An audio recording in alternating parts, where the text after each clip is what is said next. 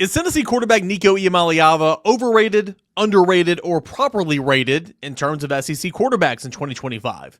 Well, when you compare him to guys like Arch Manning and DJ Lagway, he is very much underrated. That and so much more. It is your Wednesday Locked On Vols.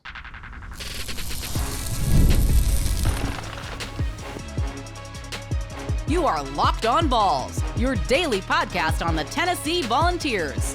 Part of the Locked On Podcast Network, your team every day. Good Wednesday morning, everybody. Welcome into Locked On Vols. I'm your host, Eric Cain. Appreciate you guys for making Locked On Vols your first listen, your first watch each and every single morning, every dayers.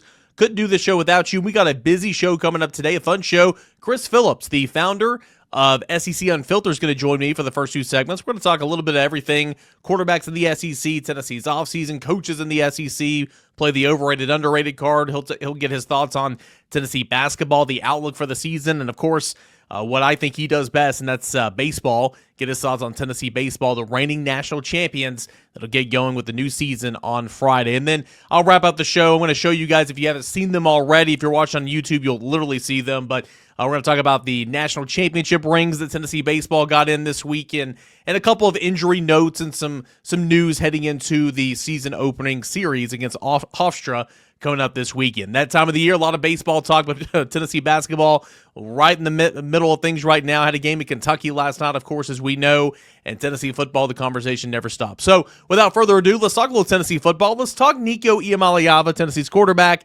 as Chris Phillips joins the show right now, the founder of SEC Unfiltered. Chris, if I were to ask you, who is the most overrated quarterback in 2025 Southeastern Conference, who would you say? Yeah, I think that's a great question, first off, because I think what's so interesting about the quarterback position going into this season is that a lot of your top teams and top programs are going to have new faces at the quarterback position. But I go to a guy that I'm going to admit to you, Eric's probably going to be my number one. And if he plays like he did at times last year, I think certainly will fit the overrated bill. And that is Garrett Nussmeier. I mean, a guy that when he's at his best, here's the thing. The ceiling is as high as anyone. I mean, he can be one of the best quarterbacks in college football, certainly the SEC. But if he's turning the football over like we saw last year, if he hasn't matured and made progressions in regards to taking care of the football and not putting LSU in some tough situations, I mean, I think he's going to be a guy based off of, when I say overrated, Eric, preseason expectations compared to the production we see on the field. I mean, Eric, if he's engineering another 8-4 or 9-3 season, or really anything short of a college football playoff, I think he's a guy we could be talking about as overrated. So, again, do I think he's going to live that out? Not necessarily, but I think being in that one spot is going to put a lot of pressure on him. And so I think a guy that certainly could fit that overrated mold. But on the flip side, could still be the number one guy. So it's going to be a fascinating season for him and LSU.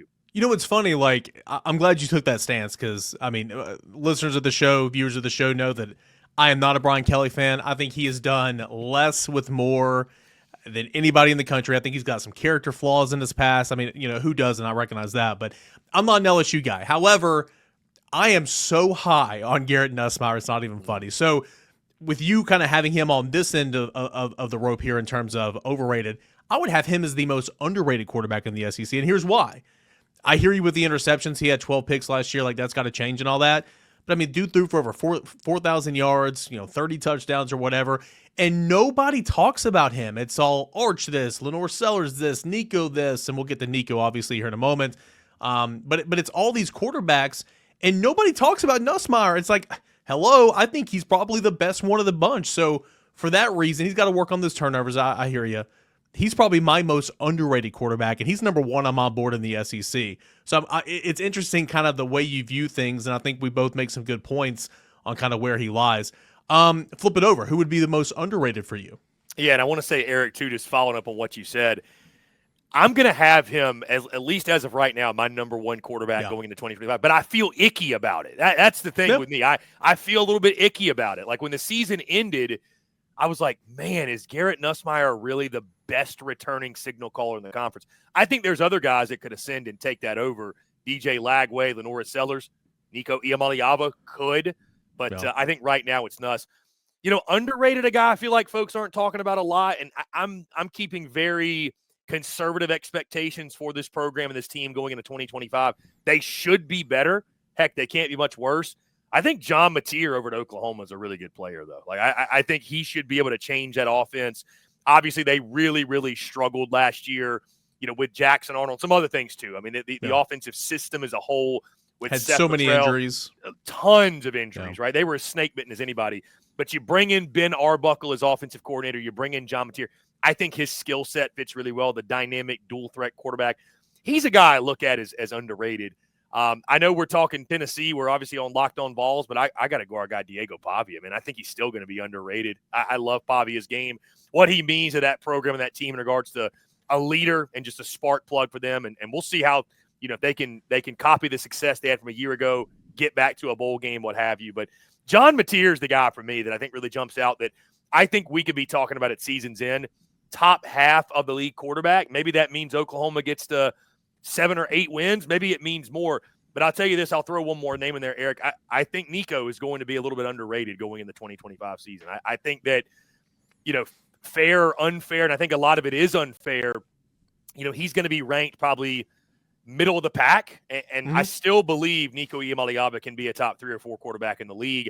I think, again, he took the blame for a lot of what happened last year when, there were offensive line woes, especially at the tackle spots. You had the great running game with Dylan Sampson, but the receivers did nothing. He was the only reason there was any semblance of hope or production in that Ohio State game, even though that game was so ugly. So I still believe in Nico, and I think because of a pedestrian 2024 where the expectations were so insanely high and he, quote-unquote, fell short, I think right now with Nico you could probably buy a little bit low, and I think his stock will definitely increase and it'll rise in 2025. So you've got Mateer as your most underrated. You've got Nussmeier as your most overrated. I had Nussmeier as my most underrated. My most overrated, and it's just because it's a name. It's very much like Nico coming into last year. It's the name. Everybody loves it. Everybody knows it. When he did play last year, he looked pretty good. But to me, it's just like, man, we haven't seen enough. So like, why is everybody ranking you number 1, number 2 in the SEC right now? Number 1, number 2, number 3, top 5 in college football. We haven't seen enough. And of course, that's Arch Manning. I think Arch Manning is going to be much better than I thought he was going to be.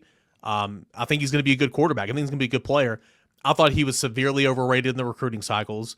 I thought it was name alone. Duke and Ball looked good when he played last year, but he would certainly be the most overrated name to me in that conversation. Now, kind of semblance, we transitioned into Nico, and it's kind of like I've read this story several times, right? Nico, number 1 overall player in the cycle, 5-star, Mr. NIL, all that and more. Like everybody knew his name for 3 years before he was the starting quarterback at Tennessee. And so the moment he threw his first pick, the moment he lost you a game, the moment Tennessee didn't make the college football playoffs, it was all going to be his fault. Oh, what a horrible investment. He's not as good as we thought he was going to be. Lo and behold, Tennessee won 10 games, went to the college football playoffs. Sure, great defense, great run game, yeah. But Nico was far from bad last year. And I think he's going to be, as you mentioned, kind of ranked in the middle of the pack. I think that he's got to take a big step. But, man, there's a lot that I saw in 2024 that I'm thinking, man, Nico can be really, really good moving forward. And if he does take that step and you get some help around you and he does find some consistency in like the 20-yard passes down the field, then certainly I think he can be in the top 3 conversation of this quarterback conversation in the SEC. Yeah, and I know, Eric, we're in a time, too, where nobody has patience anymore. Everybody expects. Like you said, we heard about Nico for, 2-3 years before he ever stepped foot on the field, and so you just expected him to burst on the scene. I still believe in a kid going from his first year as a starter to the second. You're going to see big jump in growth, and listen, I think all of us here believe in Josh Heupel. He's got the right guy that is grooming him and teaching him and is going to get him ready for that second full year as the starter. So, and I think, too, Nico doesn't get enough credit from the standpoint of, was he great? I won't say he was great, but he was solid in a year where a lot of SEC quarterbacks. Was he great? Sorry to cut you off. Was he great? No. Was he bad? No. No, he wasn't bad at all. I was going to say in a year where so many other quarterbacks were very inconsistent, losing games, I thought Nico did a really good job. But even when he wasn't at his best, he was still very solid, to your point. He didn't do anything to lose Tennessee football games, and, that's as valuable as anything. So, I think there's pressure on Nico. There's pressure on Josh Heupel to get the most out of him. You feel like I mean, listen, going into last season, all I heard from Tennessee folks and those who know Tennessee football, hey, this kid can be Hendon Hooker. He can be even better than Hendon was. This is such an upgrade from Joe Milton, and people were, making the rounds, making sure to let you know how much better off the quarterback position was. So, I think there's a lot of pressure going into the season to make sure we see the most out of that. Also, you lose Dylan Sampson. There's probably going to be more on Nico's shoulders. I mean, it's a big year, but again, he's got all the potential in the world, man. None of that has changed. It's just about all it clicking and coming together. And I think, like you mentioned, going from year 1 to year 2 as the starter and in that system, he should be even better. I saw enough from him last year to where, like, I've continued to say, I've already said on this show, and I'll keep saying it this offseason, he has got to take a step this year. But I saw enough last year to me. There's no reason in my mind that he won't take that step. And you take that step, and I think Tennessee's right where you were last year, knocking on the door of the college football playoffs, maybe getting in, and then see what can happen. We talked Nico. We talked quarterbacks around the SEC. Let's talk a little head coaches around the SEC in the sport of football, maybe touch on basketball and baseball as well. Another segment here with Chris Phillips, SEC Unfiltered, right? Coming up next right here on Locked On Vols. After the holiday hustle, there's nothing like giving your home a little TLC. I always find that decluttering and refreshing my space helps me get back into a nice routine, whether you're tidying up, clearing out, or just want to give your space a new look to start the new year right. Wayfair has everything you need, all within your budget. I'm currently looking for new furniture, got a new house, and there's a huge selection that makes it easy to find pieces to fit my style, my wife's style, and my budget.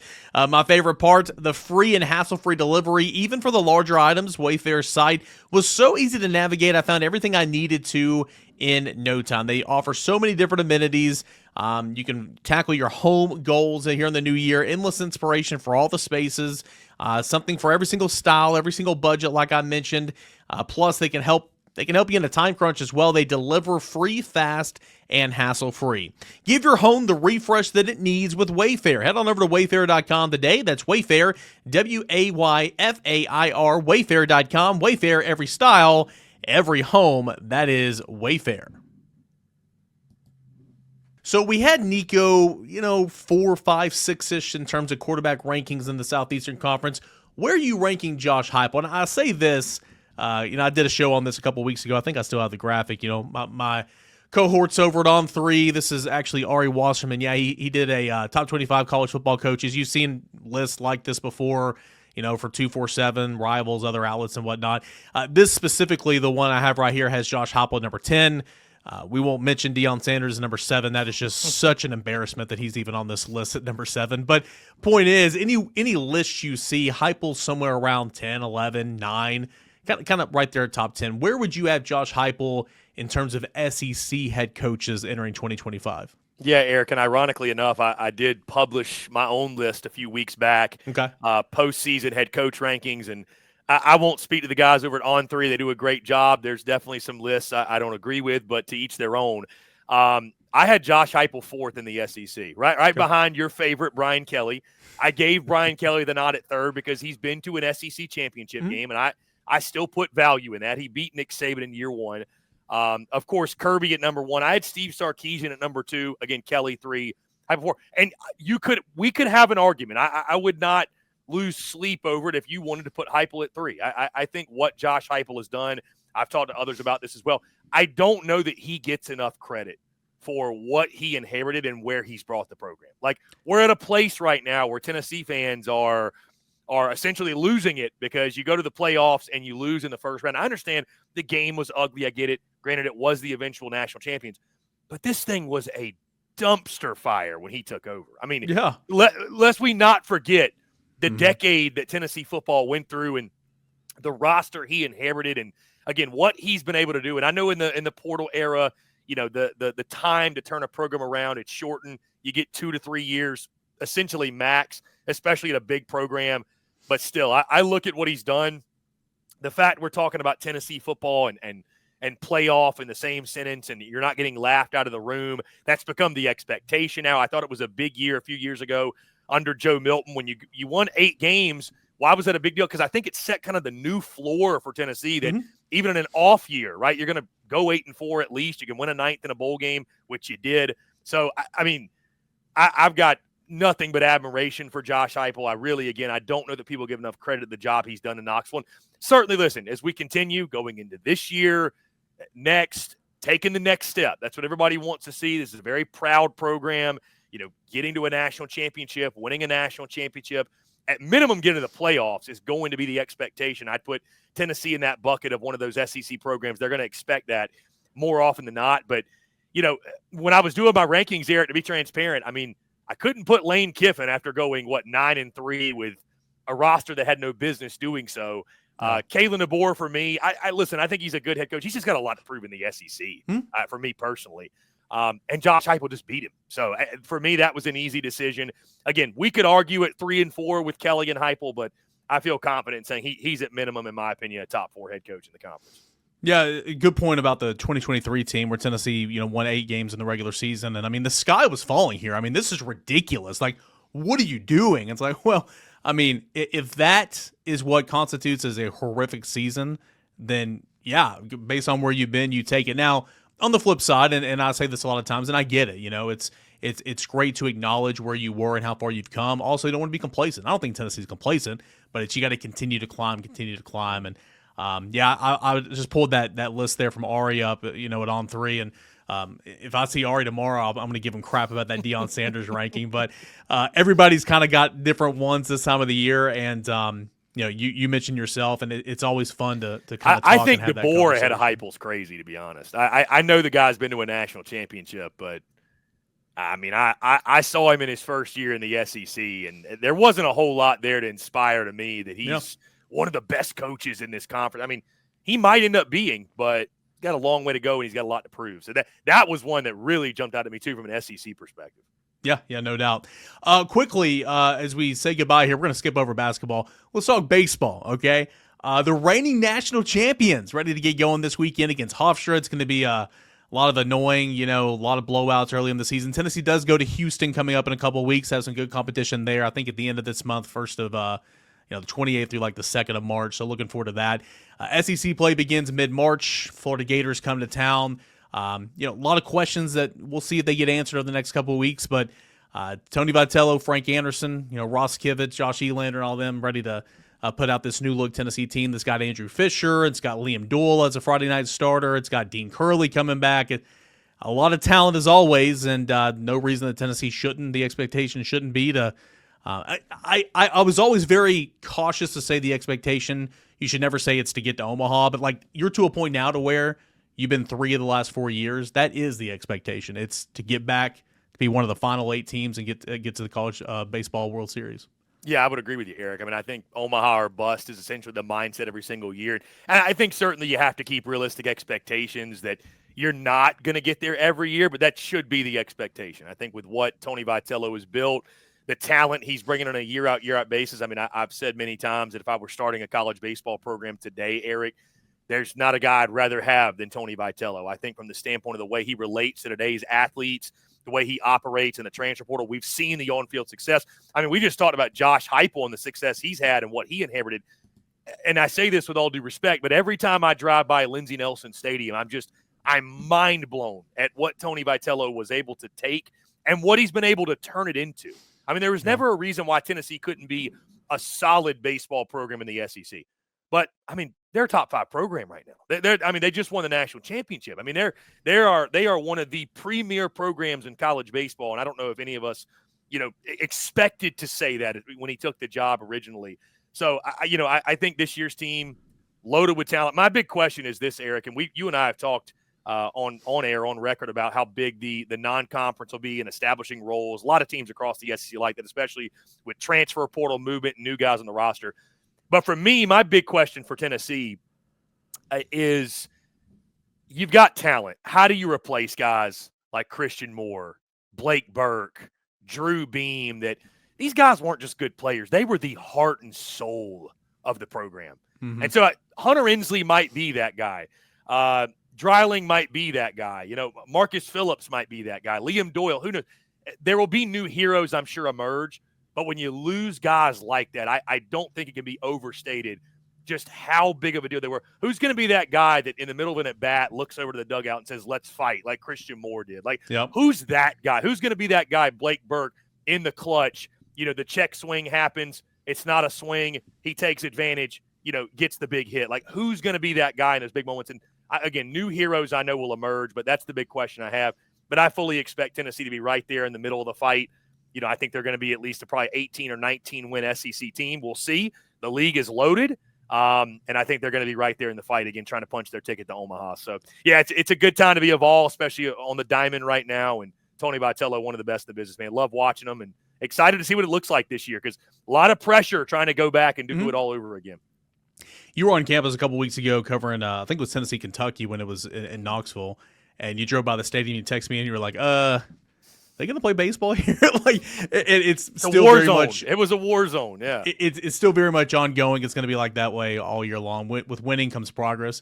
But you'd be amazed at some of the work they've gotten done in the last 2 weeks getting ready for opening day. I mean, it's looking better and better. We got to go over there and check it out, the media a couple of days ago, and it's going to look, when it's done, when it's completed prior to next season, it's going to be just phenomenal. It's going to be a great venue. So looking forward to that. One other note too, it's like the beautiful thing about college athletics. You talk about new heroes to step up. Couldn't imagine replacing the Jordan Beck and a Drew Gilbert, Andre Lipsius, and Seth Stevensons, and so on and so forth, right? Alex Solare. I mean, we can go on and on and on. Trey Lipscombs, and then Tennessee just does it every single year. So I'm excited to see what that looks like. Chris, hey, thanks as always, man, for stopping by the show. Could talk to you for another hour here. You guys do it all over there at SEC Unfiltered. Right now, you're right in the heart of basketball season. March Madness is coming up. Baseball season, opening weekend coming up. Of course, you talk football year-round. Where can listeners and viewers check out all your team's works over there at SEC Unfiltered? Yeah, Eric, and I appreciate you having me, and I'll be looking forward to getting to Lindsey Nelson Stadium later this spring and checking out all the upgrades for myself. But, yeah, we're at SEC Unfiltered, X, Facebook, Instagram, TikTok, wherever you get your content. We're on YouTube, podcast, and our website, secunfiltered.com. Like you mentioned, a lot going on. We're traveling all throughout the year. We'll be on the road. I'm actually going to Arlington, Texas for opening weekend for that big tournament out there. And like I mentioned, Lindsey Nelson Stadium will absolutely be on the list of stops. And you mentioned it. We went to Thompson Bowling. So love getting to Knoxville, man. It's always a pleasure, and love chopping it up with you as well. Bring a sweater, man. It was cold in Arlington this time last year. I've already checked the weather. It's going to be cold again. So thank goodness for a dome. That's all I'll say. Thank goodness for a dome.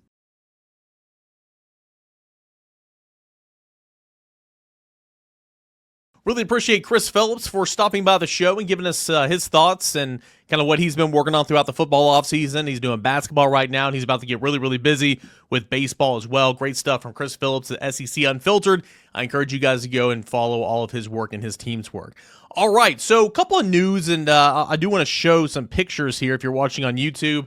Some baseball news as we head into the new season. I know a lot of you guys are just continuing to want more and more Tennessee baseball coverage, and I'm trying to oblige here by doing it in segment number 3. You guys know it. I could talk Tennessee baseball because that literally is my main job. I could talk about it for 30 minutes every day, but nonetheless, a lot of you guys are here for football, and hey, that's my favorite sport, so I can't fault you there. But I'm trying to work baseball in, and you got to strike while the iron's hot, right? I think a lot of fans that were casual Tennessee baseball fans, or really just Tennessee fans in general, jumped on that bandwagon last year on the road to a national championship, and that's what it's all about, right? I mean, there's been some OG Tennessee baseball fans who have sat through and watched a lot of bad baseball that have been there since the beginning.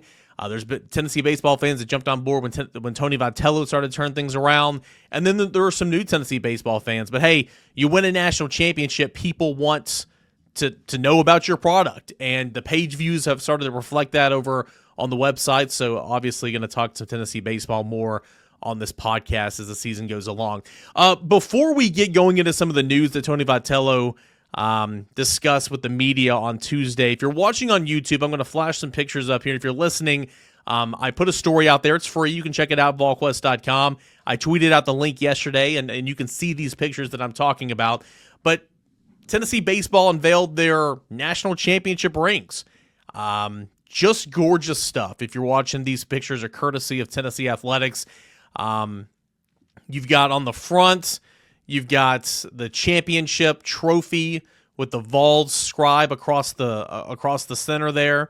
National on top, champions up below. You got diamonds in there. You've got orange on the side, just gorgeous. You go back here and look at the side. You got the player name. You have volunteers at the top, player name under that. The black there is to simulate a black jersey, of course, that they wore so many times throughout postseason play, and then the numbers there kind of on the side. So this is what this is what they look like. This is Christian Moore's championship ring that they use for the display. Here's how it looks. Kind of this is Blake Burke's that I'm showing right now. Burke on the side right there. UT, and then of course National. That's the other side. Just gorgeous stuff. Absolute gorgeous stuff. And a lot of fans have been wondering when they were going to get these championship rings in. Well, there was a bit of a delay in the process. They did get them in last week, and then they got them to the team Monday night. I believe the players had a little meeting and get together over at Tony Vitello's house. And so they got the rings then, and this is kind of officially flipping the script and getting going for the start of the 2025 season. What I'm showing now is the SEC championship ring. Got a little diamond on the top. The diamond is in baseball diamond. Simulating a baseball diamond, a power T in the middle, diamonds all across on the sides here at the top. 2024 SEC champions. Kind of look at the side again. This is Blake Burke's ring. Burke, the intercrossing U and T.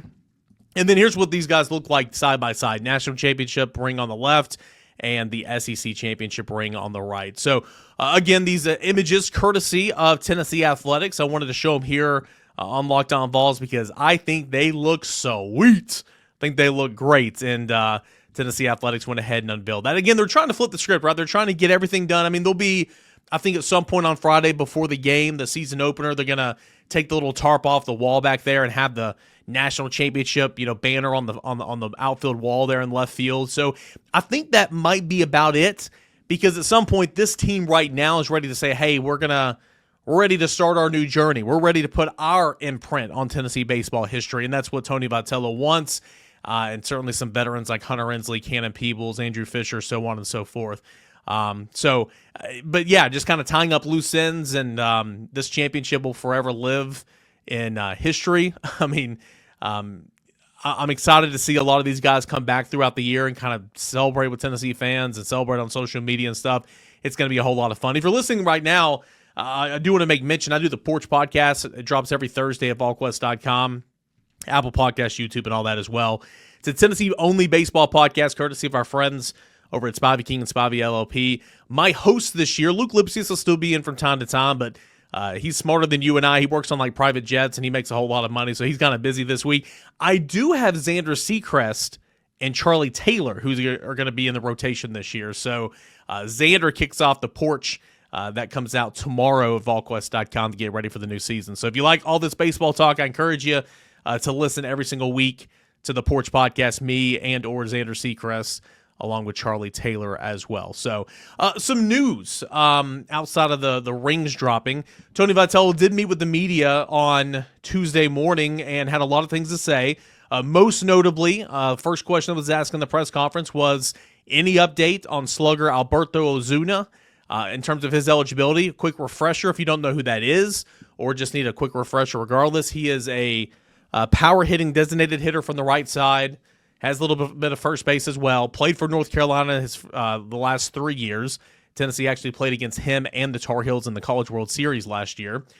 Before that, he played 2 seasons at Walter State in Morristown, Tennessee, right up the road here. And because of that, he didn't have any Division I eligibility remaining. He spent the fall and was ready to go for Division II powerhouse University of Tampa and Division II where he had eligibility. But because of the Diego Pavia, ruling in terms of blanketing former junior college athletes, and that's, for all sports, it wasn't ever a given, but Ozuna decided hey, I want to try to go and play for Tennessee, get back into, Power 4, Power 5, and, this time go to the SEC. And so he's been with Tennessee the last 2 weeks. And obviously he's a bat that would be welcome in this lineup. Obviously is somebody that Tennessee would work to, get in the rotation into the lineup on a daily basis. But nonetheless, he's still not eligible. The NCAA, it was thought that it was going to be expected. And I still think there's a lot of hope there. Don't get me wrong. It was just, the question was kind of it's not a matter of if, it's when. Well, we're still waiting. And the NCAA certainly is in no hurry. And the longer this thing drags out, it's kind of well, what are we waiting on, right? This is what Tony Vitello had to say when asked about Alberto Ozuna. Quote, "As of now, I think he's waiting for clearance to be eligible. I don't even know the specific terms. The rest is logistics and lawyer stuff. I'm not a lawyer. I have no idea. I think the only difference in this case from the one that took place in the winter," referencing Diego Pavia, "is that he plays baseball and the other guy plays football." He said, "We'll see what happens on Friday. You win or lose. Obviously, I like winning more than I like losing at the very least, especially for a kid that's as good as that. I hope whether it is this case or someone else's, you'd like to see guys use their last year of eligibility." So we'll continue to track what the status is with Alberto Ozuna, but at the time of this recording, still has not been officially cleared by the NCAA to take part in games. He's practicing with Tennessee. We'll see what happens. Again, when he transferred to Tennessee, a source directly affiliated with the program told me we would not have brought him here if we weren't very, very confident he's going to gain eligibility. So until that changes, we'll see what happens. But again, the longer this thing lingers, it's kind of like, well, what's going on here? Good thing for Tennessee is they still have so many other options. It's diabolical, really. So that's the latest on Alberto Ozuna. Tony Vitello did say that both catcher Cannon Peebles and infielder Andrew Fisher will be available this weekend, which is good. I've been over there a lot over the preseason the last couple of weeks, really since the mid-January, watching scrimmages, watching practices, and Cannon Peebles has not been catching, but he's been hitting. He's been hitting very well, but in those scrimmages, he's been acting as a designated hitter more than anything. And then Andrew Fisher has been playing defense only at first base, and I haven't seen him hit in quite some time. Those guys, Cannon Peebles, he had a brief illness, came back. Tony Vitello said when he met with the media a couple weeks ago that he came back like a ball of fire and kind of overdid it. So they've just been really cautious with him, trying to ease him back in. Andrew Fisher, I believe, had a minor shoulder tweak. And again, I was told 2 weeks ago that if the season was tomorrow, they would have started and be ready to go. Tony Vitello essentially confirmed that, like, hey, they will be available. They will play this weekend. They just might not play all 9 innings of all 3 games. I will be intrigued to see if Andrew Fisher, who hasn't been hitting lately in scrimmages, but has been playing defense at first base, if he were to play first base this weekend. I'm intrigued, right? And again, you're trying to ease these guys back in, and Tony Vitello is always going to err on the side of caution, and that's what he's doing here. You want these guys to be ready to roll at the end of June or mid-June, end of May, then here to beginning, mid-February, right? So I'll be intrigued to see if Andrew Fisher, where he is on the defensive end. He's your starting third baseman. He was brought here to play third base. But if he is playing this weekend at least, could it be at first base? I don't know. We'll have to see. One final note here before we end our show. Tony Vitello said that the starting rotation this weekend will be Liam Doyle, a lefty, Ole Miss transfer on Friday. That's no surprise. Marcus Phillips is going to be the starting pitcher in Game 2 on Saturday. And then TBD in Game 3. Tony Vitello said that typically they don't announce who their starter is going to be in Game 3. They didn't for the longest time last year, but it turned out to be Xander the rest of the way. He said back in 2022, it was very, very last moment that Drew Beam was announced as the Sunday starter, and then he never relinquished it as a true freshman back in 2022. So we'll see who gets the start this weekend. Again, I think it's going to be evolving. I think it'll be changing. Dylan Loy got the quote-unquote start in the Pizza Series, which is kind of like that dress rehearsal leading into the season. He opposed Brandon Arvinson, who is a junior college arm that Tennessee has high hopes for this year. I think he could be that starter, maybe not this weekend, but eventually. Nate Snead, of course, we know he's capable of doing that. We'll have to see exactly who that third starter is, but to start the season, it's going to be Liam Doyle and Marcus Phillips. And Marcus Phillips might come as a shock to you guys, and really, it kind of did me too up until I saw his last 2 outings. I mean, they've always wanted him to eventually be a starting pitcher. It's just he's had control issues. His command has not always been there. His last couple outings in preseason, he's been phenomenal. Has looked really, really sharp. So, again, kind of strike while the iron's hot, right? And Marcus Phillips is going to start in the weekend rotation. So, really excited to see what Tennessee baseball looks like. And, of course, we'll continue to follow it. We'll continue to talk about it right here on Locked On Vols. But if you want all the Tennessee baseball content you can possibly get, I write about it every single day over at volquest.com. Big thank you, as always, to Chris Phillips from SEC Unfiltered for stopping by the show today and giving us some of his time. Who do you think is the most overrated quarterback in the SEC? Who do you think is the most underrated quarterback in the SEC? And where is Nico Iamaleava in that conversation? Would love to hear from you guys. @_Cainer and at Locked On Vols. As always, thank you guys so much for being here. We'll be back at it tomorrow, same time, same place. Please download these episodes. Subscribe to us wherever you get your podcasts, Apple Podcasts, Google Play, Spotify, all that and more. And, of course, subscribe and watch us here on the YouTube channel.